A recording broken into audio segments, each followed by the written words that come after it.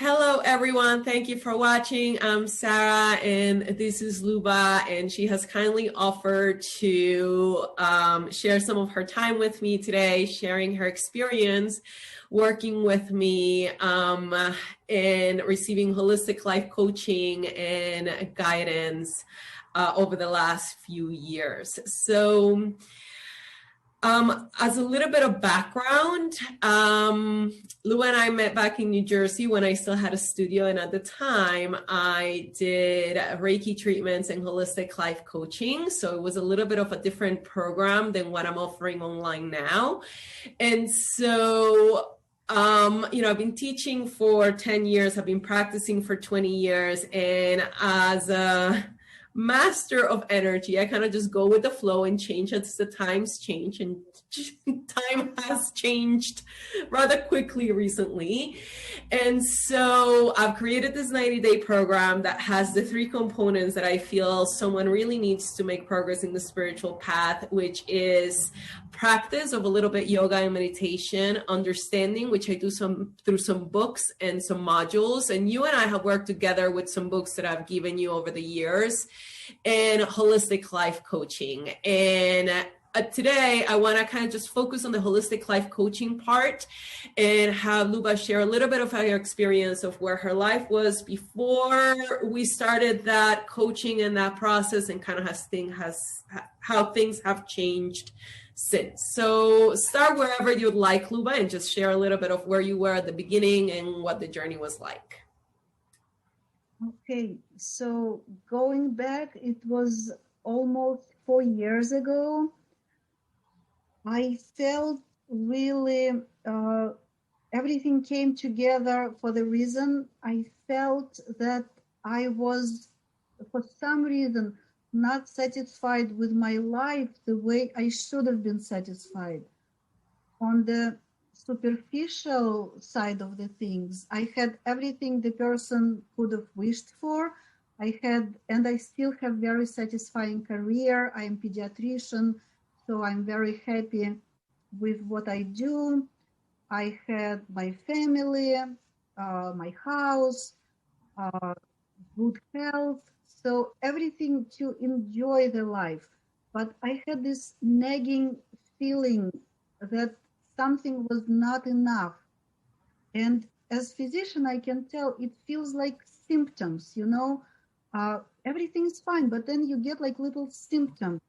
You come to the store and some person is rude to you, and it just ruins your evening. You come home so upset that somebody didn't treat you right.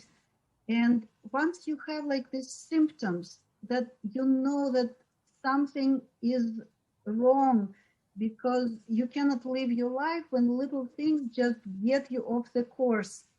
Like husband makes you mad, your boys make you mad, the parents, the office mates, like little interactions, just like mud, add mud to the crystal clear lake of your life.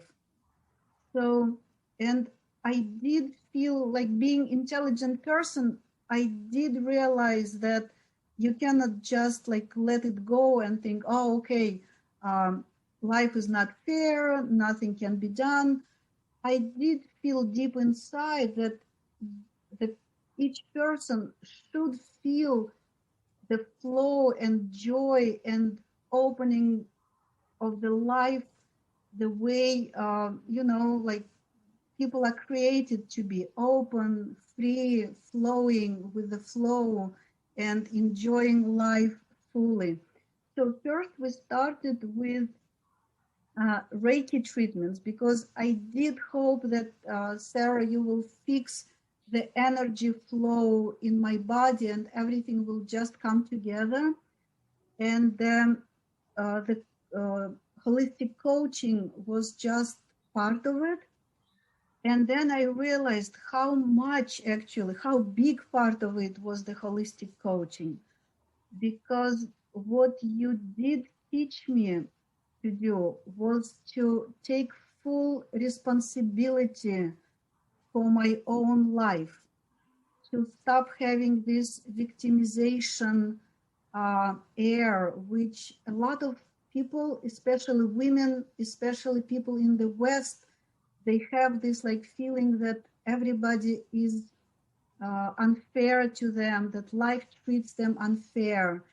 And you explained the laws of life, how it actually goes, how each person is responsible for their own life. It was not just the empty words. It sounds like, of course, you're responsible, but how you took me through this journey, just day to day, using the books, using the sources, using the talking, and making me strong so I can face my own fears and my own obstacles on this way. I think it's just invaluable. Yeah, So and you bring up a good point, which is a lot of people want, energy healing treatments to fix whatever it is that they think it's broken. If you could just fix the energy. Well, the energy came to be because of a reason.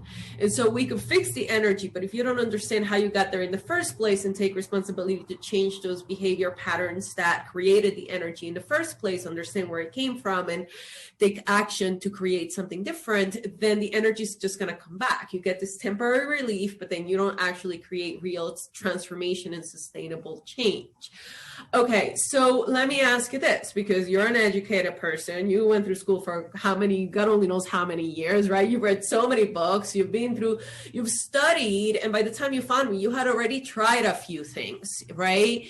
So what was different from everything else this is hard to explain. Not everybody can put this into words, but just give it a try and say, what was different about my approach and the perspective that I brought into whatever discussion we were having? Do you think you can maybe explain a little bit about that?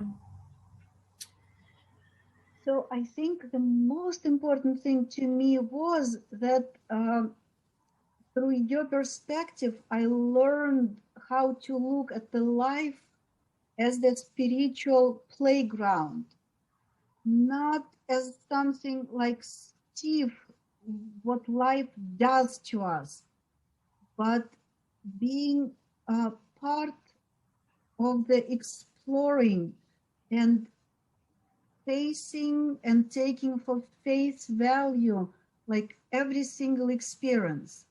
So once this pressure is off and you feel that you're just like part of life, and every experience has something to teach you, not just to push on you and to affect you and to make you react instead of acting from your own self, and just like taking every step for its face value. That made it like so invaluable. Like, for example, before that, I would come to work and my office manager would tell me, "Doctor, guess what?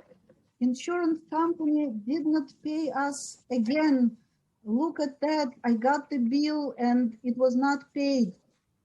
I would experience the feeling of victimization. Oh, those insurance companies, what they do. I would feel irritation. I would feel fear. I would feel all these feelings, but I won't face it. All I would see that I am the boss. This is my manager. She did not do her job of getting payment from insurance company, and I would be stern and angry, and I would reprimand her, and my mood will be sour for the whole day or week or month or whatever. And now with, for example, like just, it's like this small thing in everyday life. I feel like that. Okay, let's see what happens. I feel scary.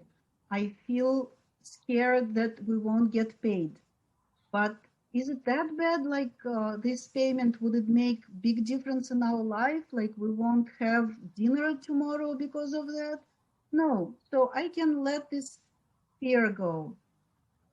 I have the feeling of not being respected, that my manager did not do her job, and I'm not being respected. She did not